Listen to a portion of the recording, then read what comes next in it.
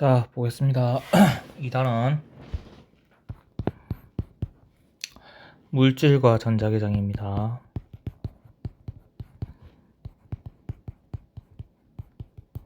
그래서 처음에 배우는 게 1. 물질의 구조와 성질인데 이 단원을 배우는 가장 큰 목적이 뭐냐면 결국에 그 반도체를 특성을 이해하는데 초점을 두고 있어요. 반도체라는 것도 결국에는 이제 물질로 이루어져 있다 보니까 물질은 우리도 알다시피 원자로 구성이 되어 있죠. 이 원자의 구조와 그래서 구조에 따른 이 성질이 어떻게 나타나는지 반도체에서는 보게 될 겁니다. 첫 번째 01.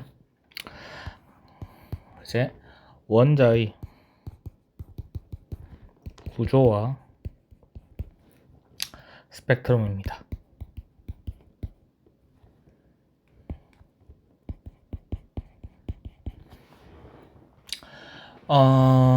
이제 원자 자체가 결국 원자핵과 아까 얘기했지만 전자로 구성이 되어 있죠. 그랬을 때 이 두 가지 힘은 얘가 양성자가 있으니까 플러스 하나를 띄고 마이너스 하나를 띄기 때문에 두 개가 흐르지 않죠. 그래서 정전기적 인력에 의해서 뭔가 이게 결정이 되는데, 이랬을 때 첫 번째 이 전기력을 좀 해석할 필요가 있어요. 전기력은 이제 쿨롱의 힘이라고 해서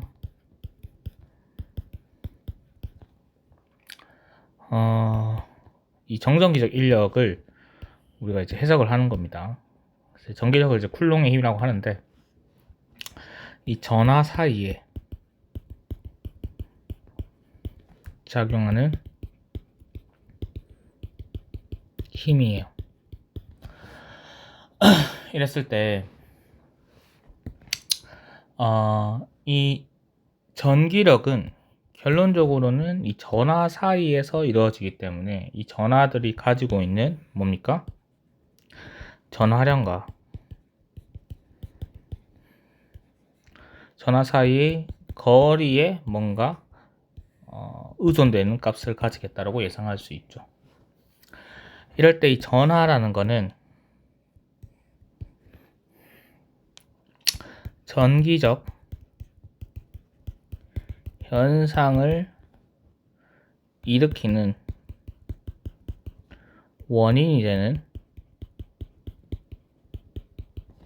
입자를 우리가 전하라고 합니다. 그랬을 때 이 전하 원인은 입자, 원인은 성분인데 그 입자의 이 전하적 현상을 일으키는 어떠한 특정한 양 있죠, 양을 수치화한 게 우리가 전하량이에요. 알겠죠? 그랬을 때 이 전하량은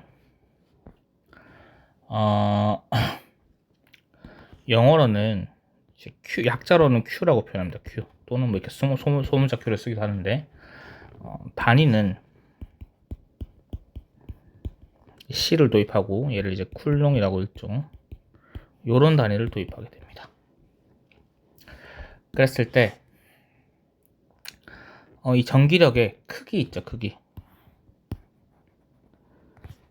말고 이제 원래 이거를 물리학에서는 벡터로 표현을 하는데 여러분들 표현이 안 되니까 일단 크기만 얘기하면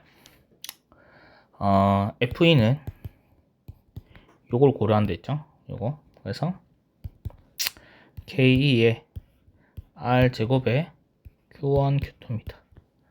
절대값 Q1, 절대값 Q2로 하시면 돼요.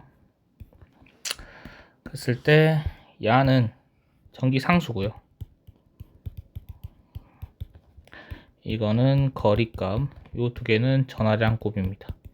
그러니까 두 전하량 사이에서 작용하는 힘이기 때문에 두 전하량의 곱을 해줘서 표현을 한다. 알아두시면 되고, 여기서 이제 방향을 고려할 때 방향은 우리가 인력하고 청력을 생각해서 풀면 돼요. 그래서 요거를 해석하는 문제가 잘 나오기 때문에 요걸 이렇게 해석할 수 있어야 됩니다. 그럼 어떻게 해석을 하느냐 이제 보게 되면 어떤 원자가 있어요. 여기 A라는 원자가 있고 A라는 찰지가 있고 B라는 전하가 있다고 합시다. 두 개의 전하가 있을 때 A의 전하량을 QA, B의 전하량을 QB라고 합니다. 했을 때 요 사이 거리 값을 우리가 R이라고 지칭을 했을 때 이 B가 A한테 받는 힘 요걸 우리가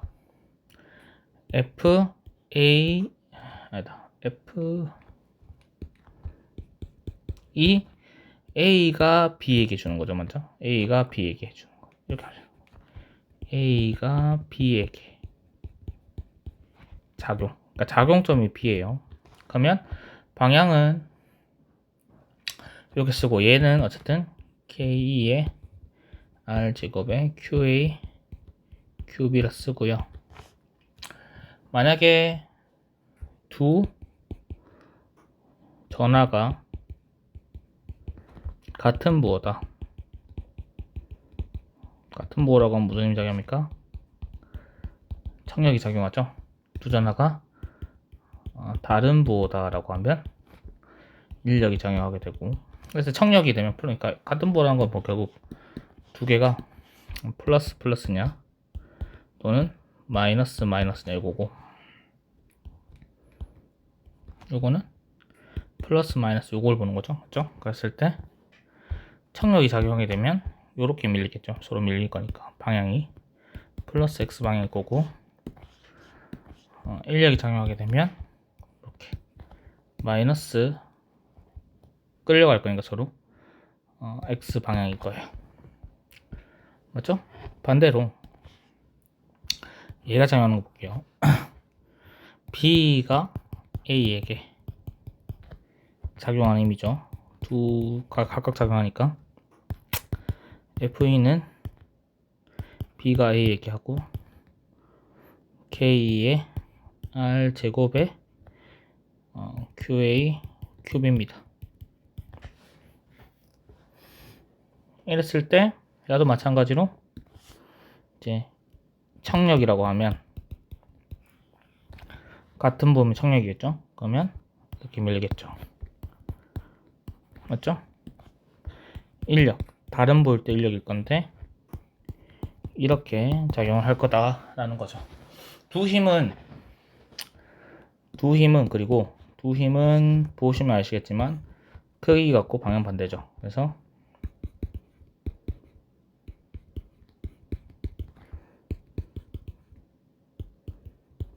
요거니까 작용 반작용의 관계에 있습니다. 알겠죠? 끝까지 나옵니다.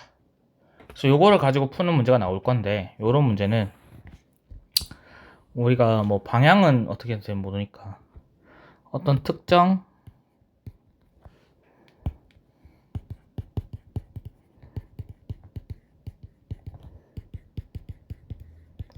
지점에서 시그마 FE가 0이 되는 거를 생각해서 문제를 풀어가야 돼요. 알겠죠? 요거를 잘 보고 문제를 풀면 될 겁니다. 됐나요?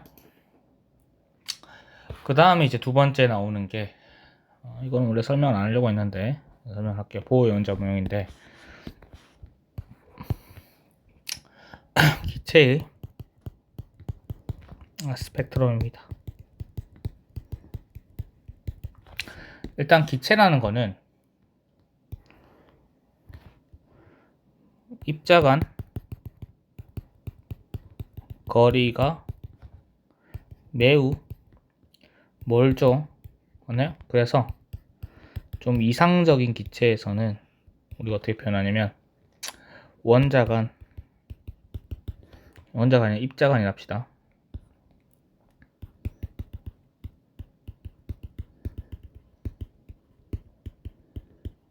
이 없다라고 생각을 합니다.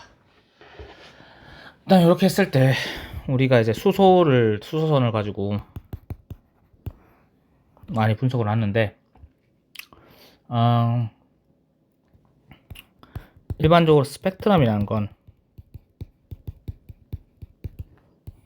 어떻게 얘기해요? 스펙트럼이라는 건 빛 에너지를 빛의 파장으로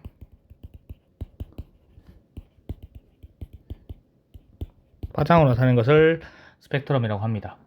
이랬을 때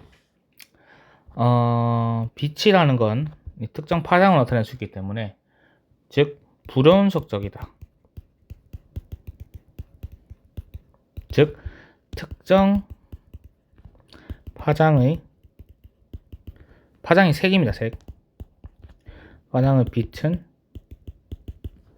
특정 에너지 값을 가진다 라는 건데, 그러니까 불연속적이라는 거는 변하지 않는다는 거예요.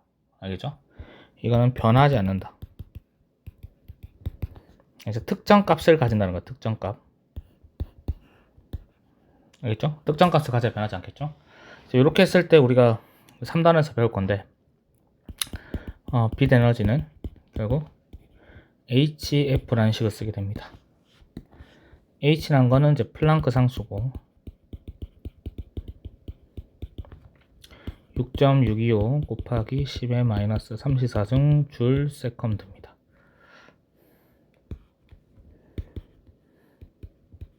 알겠죠?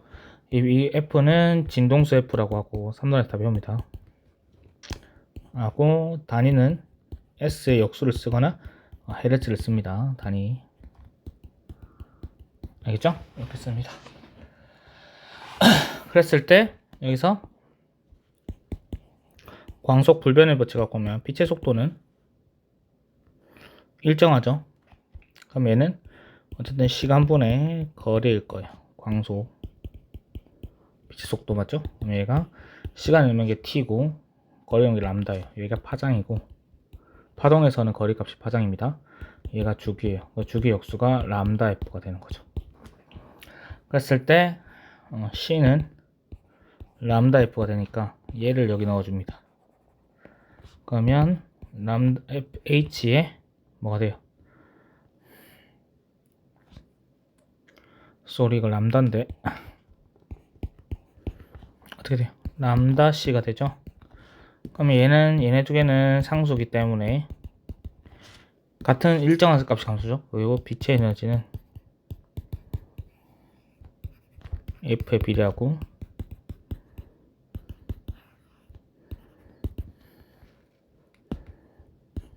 파장에 이렇게 반비례하는 어떤 것을 이루어갈 수 있습니다. 알겠죠? 그래서 우리가 스펙트럼을 볼 때 두 가지 스펙트럼을 우리가 통합과학 때 배웠는데요. 연속과 선이에요. 연속은 여러 에너지의 빛들을 관측하니까 이제 다 이어지게 보이는 거예요. 그래서 광원에서 해석을 하는 거죠. 선은 특정 에너지의 빛만 보는 겁니다. 쌤 몸이 안 좋아서 지금 목이 지금 계속 나가는데 알겠죠? 이렇게 되어 있습니다. 그래서 요거를 가지고 우리가 화학과학 어떻게 하냐면 이 특정 에너지 빛이 결국에는 어떻게 나오냐면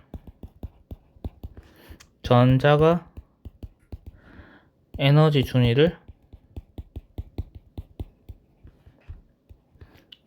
이동할 때 나오거든요. 그래서 이걸 가지고 원자의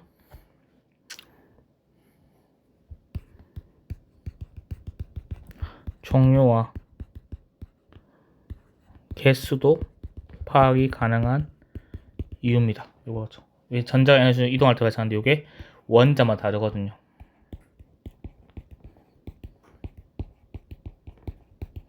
알겠죠? 이렇게 돼서 결국 원자에게 여기 코어가 있을 때 주위에 코어는 이렇게 색깔 칠할게요. 코어 네, 아니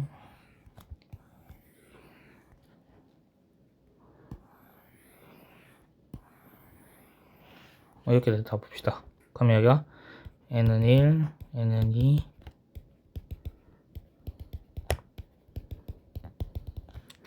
맨 끝에 N은 무한대가 있는데 N은 무한대가 되면 이게 있으면 자유전태라고 합니다. 자유전태. 했을 때 요거를 우리가 전자껍질을 했었죠. 전자껍질을 안 하고 이제 주양자수로 할 건데 이게 결국 큰 범위에서의 에너지 준위 값이 준이라는 거는 레벨이라고 표현을 했었고 맞나요? 맞죠? 이 그림이 좀 이상한데 마음에 안 드네. 다시 그릴게요.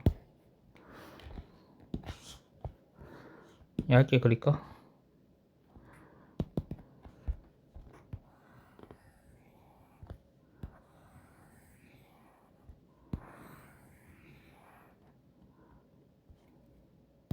사라지네. 이게 한쪽만 지금 겹쳐지죠.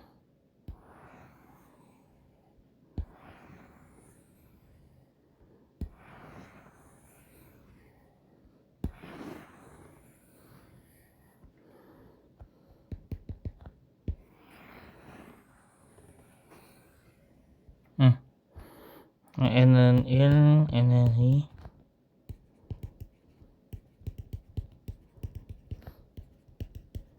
무한대예요. 그러면 이 특정 에너지 값입니다. 특정.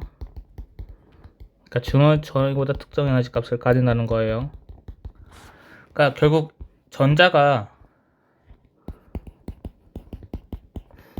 운동을 할 건데 운동을 하려면 뭐가 필요해요? 에너지가 필요하죠. 그러면 이 특정 에너지 값에 따라서 이걸 얻을 거니까 이 운동이 어떻게 돼요? 달라질 거예요. 그래서 그걸 배우는 게 오비탈이었어요. 그럼 이 특정 에너지 값을 에너지 주양자수마다 어떻게 표현하냐면 이 n은 마이너스 n제곱에 k 원상수라고 이거는 이제 전자볼트라는 단위를 쓸 때랑 이제 줄이라는 단위를 쓸 때 달라지니까 이렇게 쓰면 됩니다. 외울 필요 없습니다. 요거는 이제 전자가 가지는 특정 에너지 값이에요. 그러면 일반적으로 생각을 해봅시다. 전자가 이렇게 와요. 그러면 이 원자에게 가까워지죠. 그러면 속박이 될 거니까 결국 전자의 에너지는 낮아진다고 생각하시면 돼요. 그리고 이렇게 되면 어떻게 돼요? 낮아져야 되는 거죠. 요거를 지울까? 전자 에너지 주니까 낮아지니까 어떻게 돼요? 요걸 합시다. 낮아지니까 결국에는 방출하면서 높은 데서 낮은 데로 옵니다. 이렇게 될 때는 원자에게 멀어지죠. 맞죠? 그래서 얘는 조금 자유로워진다고 생각하면 되니까 결국 전자의 에너지가 높아진다 생각이 되죠. 그럼 이렇게 높아지려면 어떻게 돼요? 흡수를 해야겠죠. 그러니까 낮은 에너지 준위에서 높은 에너지 갈 때는 흡수를 해야 된다. 이거 빛의 형태로 하냐 이거예요. 빛의 형태로 하면 스펙트럼을 보이는 거죠. 그랬을 때 우리가 이제 방출선을 봤을 때 요 에너지 간격은 문제마다 똑같습니다. 아까 그걸로 해석을 하는 거고. n은 이미 x, n은 이미 x, n은 이미 x에서 수소선에선 그러니까 n은 1로 떨어지냐, n은 2로 떨어졌냐, n은 3로 떨어져 나오는데 n은 1로 떨어질 때 우리는 자외선을 보게 되고요. n은 2로 떨어질 때 우리가 가시광을 보게 되고 n은 3로 떨어질 때 우리가 적외선을 보게 되는데 이 자외선을 우리가 라이먼 계열이라고 하기도 하고요. 가시광을 발머, 적외선을 파시안 계열이라고 하기도 합니다. 그렇죠? 이러한 게 있습니다. 됐나요? 그리고 이제 에너지 크기로 봤을 때 무조건 라이먼 계열이 큽니다. 이렇게 돼요. 압도적으로 큽니다. 이건 계산해봐도 됩니다. 똑같다고 얘기했죠. 이렇게 됩니다. 뭐 요거는 그렇게까지 드라마틱한 차이는 안 나서 이렇게 하면 되겠죠. 맞죠? 맞나요?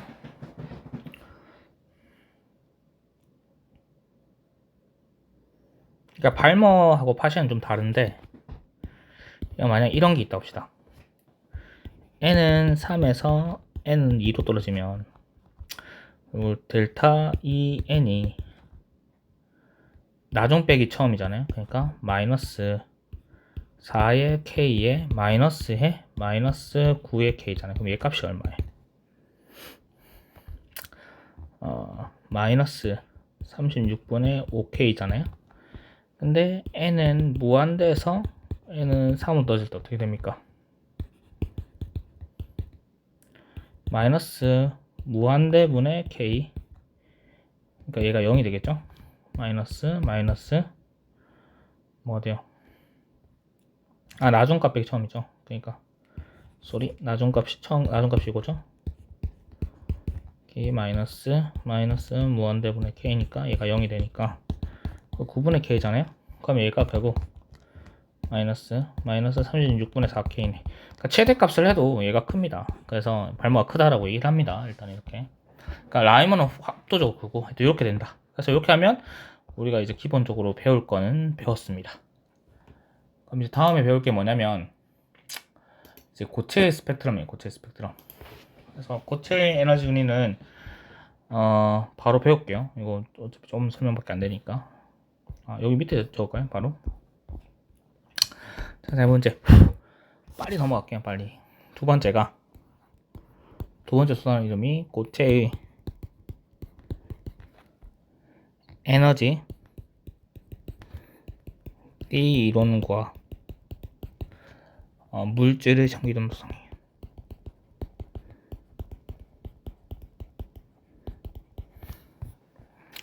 그러면 우리 이 기체를 먼저 봤잖아요. 맞죠? 그럼 기체는 입자 간의 거리가 매우 멀었죠. 근데 얘가 고체로 오면 고체는 입자 간 거리가 매우 가까워요.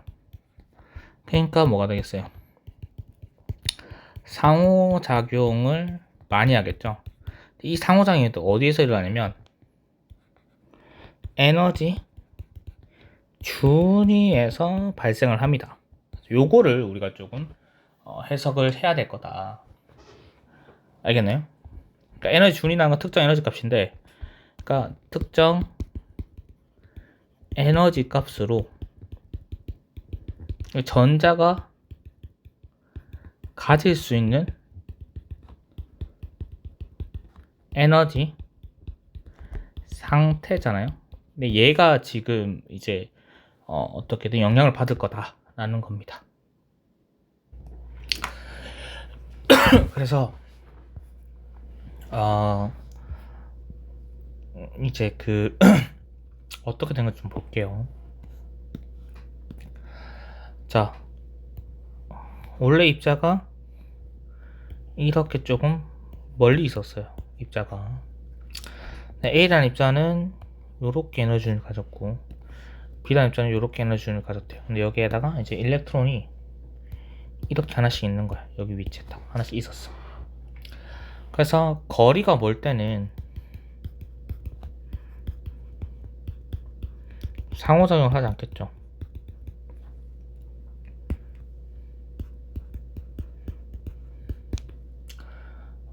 그래서 이렇게 단독적으로 존재를 하는데, 얘가 만약에 이렇게 가까워지면 저 고체로 결합을 통해서 가까워졌다 할게요. 그렇게 되면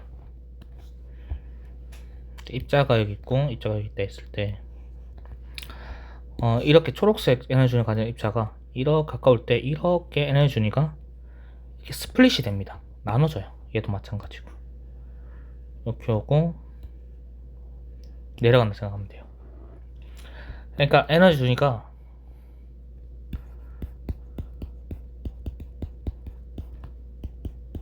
상호작용을 해서 스플릿을 합니다. 그러니까 나눠져요. 얘는 특정 에너지 값이니까 이렇게 나눠지거든요. 그러니까 평균 값은 똑같아지니까 이렇게 나눠져요. 그러면 이 전자가 지금 원래는 이렇게 한 개, 두 개 있었잖아요. 근데 얘가 이제 우리가 전자 배치는 낮은 에너지 레벨부터 되잖아요. 맞죠?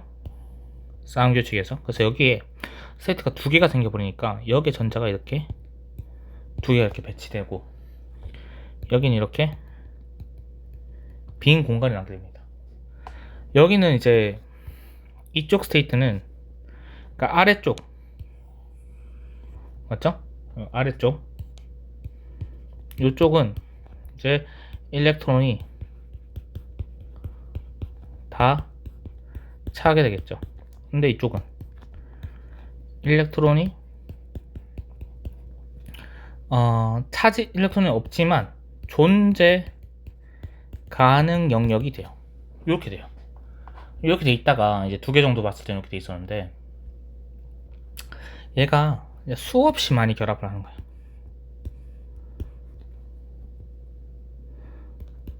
먼저 두 개가 결합되니까 수많이 결합을 하고 가까워지면 이렇게 되는 거예요.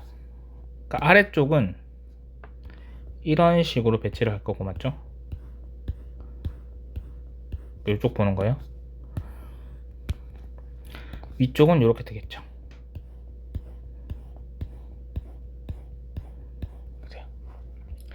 이제 아래쪽에 가득 찬다고 했으니까 이렇게 맞죠? 그래서 여기는 이쪽은 전자가 가득 찬 지역이 되고 이쪽은 어떻게 돼요? 전자가 비어있는 어떠한 에너지 레벨이 되겠죠. 근데 얘가 수많이 겹치다 보니까 그러니까 레벨은 선이잖아요.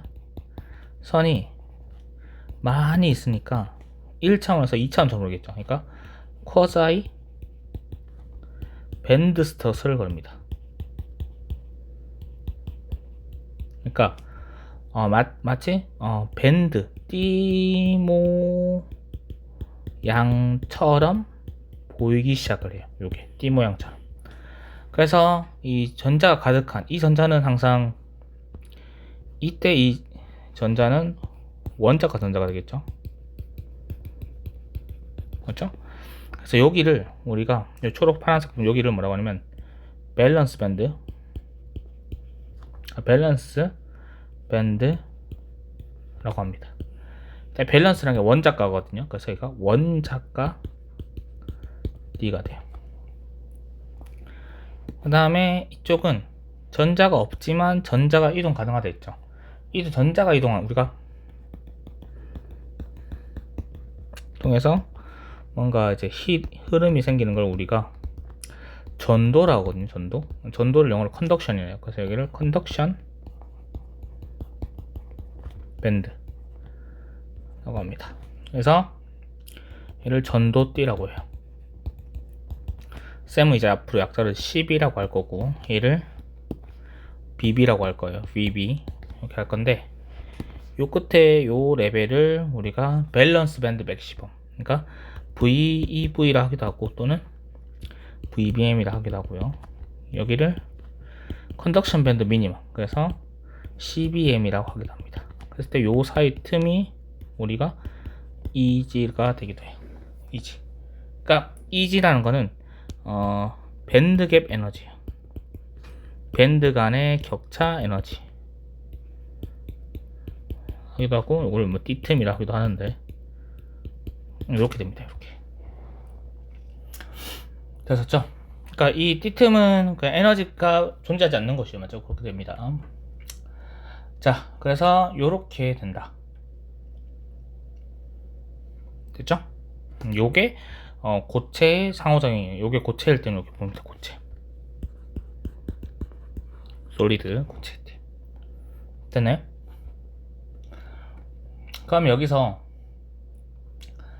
우리가 알아야 될 건 이거예요. 우리가 뭔가 전도성이 생긴다는 거는, 전도성이 있다라는 거는 조건 두 가지가 있어요. 조건. 첫 번째가 전하를 가진 입자.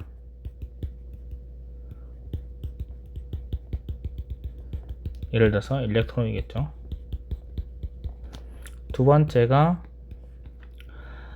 전하가 이동 가능한 어떤 공간이 있어야 됩니다. 전하가 이동 가능한 공간 또는 뭐 이동 가능하다 이렇게 봐야 되는데, 요게 있어야 돼요. 그랬을 때 VBM 같은 경우에는 이렇게 보시죠. 밸런스 밴드 같은 경우에는 일렉트론이 많아요. 근데 가득 다 차있대요. 다 차있죠. 풀이니까, 맞죠? 그러니까 공간이 없습니다.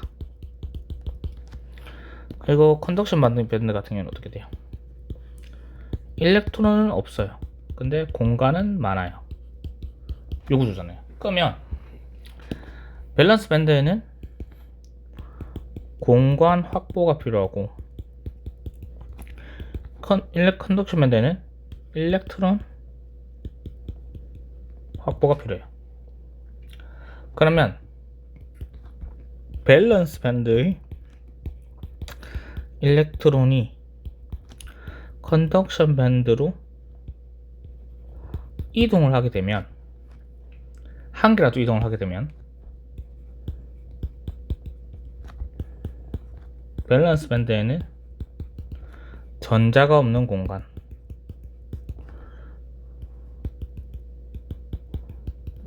그래서 요거를 우리가 홀이라고 합니다. 홀. 이거를 양공이라고 해요. 양공이 생기고 뭐 H 플러스입니다. 컨덕션 밴드에는 전자가 발생하죠. 자유롭게 돌아다니니까 일렉트론 전자가 하겠죠, 맞죠? 이 말을 쓰겠습니다. 그러니까 이렇게 된다고. 그러니까 요게 확보가 되면 우리가 전도성이라는 게 생길 수 있겠다라고 볼 수 있는 거죠. 그럼 얘를 밸런스 밴드의 일렉트론이 컨덕션 밴드로 이동하기 위해서 뭐가 필요합니까? 밴드 갭 이상의 에너지가 공급이 되어야 되죠. 그래야 되죠. 그랬을 때 이 밸런스 밴드, 그러니까 밴드 갭 에너지, EG 이상의 에너지가 결국 이제 열 에너지냐, 빌 에너지냐, 또는 이제 전기 에너지냐, 이렇게 나눠질 수 있는데, 우리는 이제 전기 에너지를 배웁니다. 그러니까 이렇게 된다. 그럼 요거를 가지고 우리가 물질을 나눠버리면, 이제 물질은 크게 세 가지 나눌 수 있죠. 컨덕터, 인슐레이터, 세미컨덕터로 나눌 수 있어요. 고체 물질은 전기적 성질에 따라 세 개로 나눠지는데, 맞죠? 이렇게 됩니다. 이렇게. 그럼 뭐 요 말은, 요 말 좀 풀까요? 요 말은 이제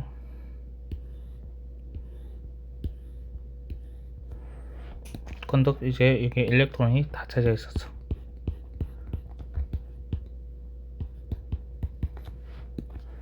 컨덕션 멘트가 여기 있었죠.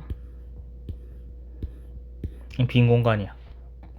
근데 내가 외부에서 EG 2를 공급하는데 EG 이상, 요게 EG잖아요. 여기서 공급하면 일렉트론이 여기 있다가 일로 빵 올라가면서 어떻게 돼요? 그림이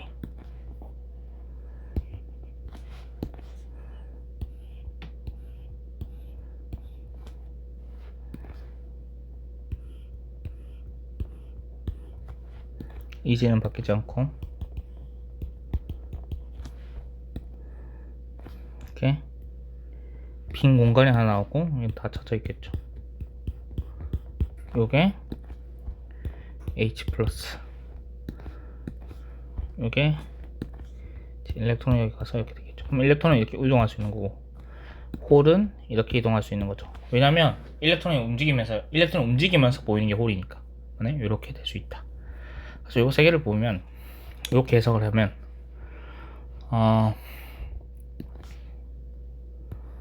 컨덕터는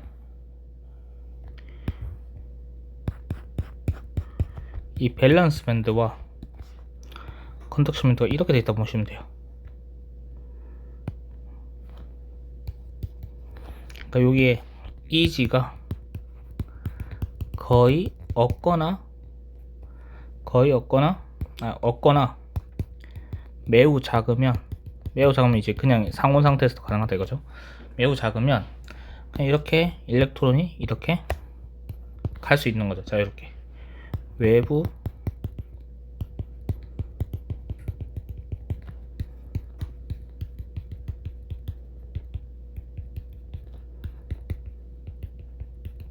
가능한 게 컨덕터입니다. 도체라고 하죠. 도체. 인슐레이터는 이거예요.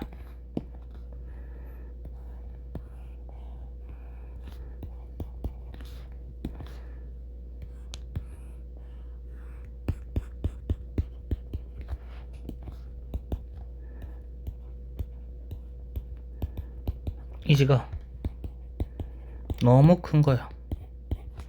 그렇죠? 그래서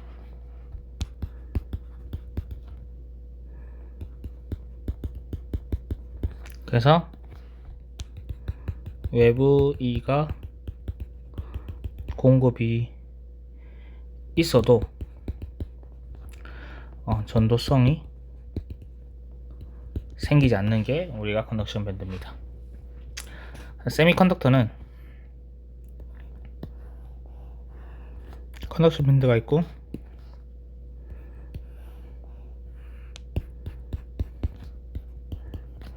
적당한 이지를 가지는 거죠. 근데 이지가 적당한 거예요. 이 특성이 정말 중요합니다. 요걸로 이제 세미컨덕터 만들어지는 결국 외부 에너지가 공급이 되면 전도성이 생기는 거죠. 그래서 전도성 생길 때 1, 전도성 안 생길 때 0으로 해서 정기적 신호를 보내면 이진법을 나타낼 수 있는 거예요. 그래서 우리가 컴퓨터 언어를 쓰고 뭐 회로를 그리고 그렇게 할 수 있는 겁니다. 그러니까 요렇게 할 수 있다. 됐나요? 됐죠? 그 상태에서 이제 뒤에서 이쪽에 좀 설명할 게 있는데 이제 마지막으로 볼게. 온도와 전기 전도도예요. 전기 전도도를 우리가 영어로 컨덕티비티라고 합니다.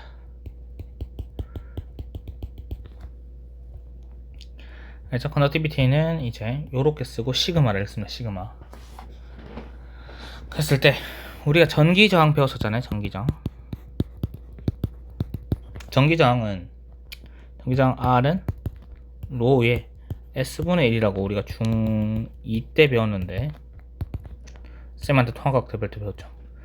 근데 요때 R을 비저항이라 한다는데 쌤은 이제 영어로 쓰니까 레지스티비티 라고 합니다. 그랬을 때 알 수 있는 게 뭐냐면 시그마는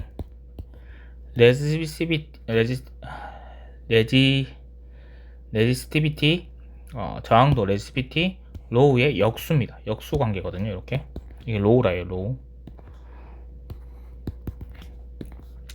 시그마 있고 맞죠? 이렇게 역수예요. 역수. 요건 이제 밀수의 특성인데, 근데 여기서 우리가 이제 그 대학 과정에 가면 컨덕티비티는 EN 모빌리티라고 하거든요. EN 모빌리티에서 뭐 E는 전하 한 개의 전하량이에요. 그러니까 뭐 1.6 곱하기 10의 마이너스 19승 쿨롱 전자 한 개. N은 뭐냐면 전하 밀도입니다. 전하 밀도가 얼마나 센지. 그 다음에 뮤는 어떤 물질에서의 이동도 모빌리티라고 하는데, 이제 이동도예요. 전하 이동도. 그러니까 전하 이동도하고 전하 밀도가 세야지만 우리가 전도도가 많이 돼 있다라고 표현을 할 수 있거든요. 이렇게 됐을 때 일단 결론적으로 X축이 온도일 때, 온도 T일 때 우리가 시그마는 전기전도 시그마 이렇게 되는데, 시그마 자체는 C가 높아요. 컨덕터 C, 도체죠. 도체 안 적어놨나? 도체, 이거를 절연체, 이걸 반도체를 합니다. 이렇게 되고, 그 다음에 SC가 S 반도체, 인슐레이터가 이렇게 귀해. 왜 이런 경향이 나타나냐면, 템퍼러처도 열 평균 에너지량이죠. 그래서 T가 높다는 거는 에너지가 높다는 거니까 결국 EG를 낮출 수 있는 거예요. EG를 낮추는 게 아니라 공급 에너지가 적어져도 EG를 넘을 수 있다는 거예요. 원래 좀 많이 갖고 있으니까. 네? 그럼 컨덕터는요? 컨덕터는 원래 시그마가 높죠. 높은 상태에서 T가 올라가면 우리가 모빌리티가 증가합니다. 모빌리티가 증가하기 때문에 결국 이제 전하가 이동 잘하겠죠. 그러니까 이렇게 되는 거예요. T가 늘어나면 전자가 충돌을 많이 해요. 전자가 충돌한다는 게 결국 얘가 결국 전기저항 R이거든요. 충돌을 적게 하는 게 전기저항 R이 낮은 거고. 그래서 이렇게 되기 때문에 이런 경향이 나타난다 라고 하면은 우리가 이제 앞부분 배운 거까지 끝납니다. 네, 고생하셨습니다.